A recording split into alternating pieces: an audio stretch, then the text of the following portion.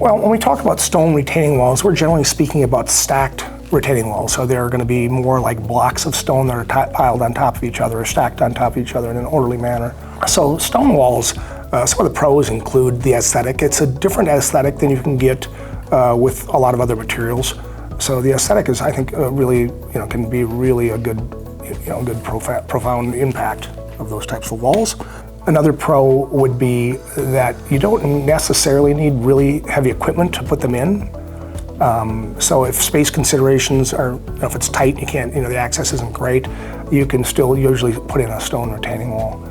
Another factor is the actual footprint or the amount of space needed for that wall is small compared to a lot of other wall types, so that you can more easily fit that in an area where you don't have a lot of room. Some cons of the walls are that they typically are a little less strong.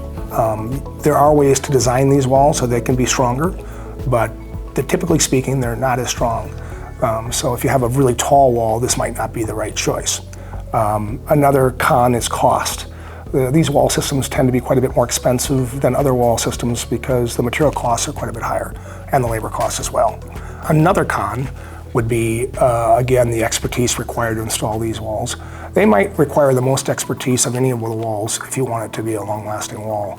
And why I say that is that in some ways, the backfill materials that you need to strengthen them up are sometimes kind of unique compared to other walls. And if you construct these walls with the same technique that you, say, construct a block wall, you're not going to have a strong enough wall for your application, most likely.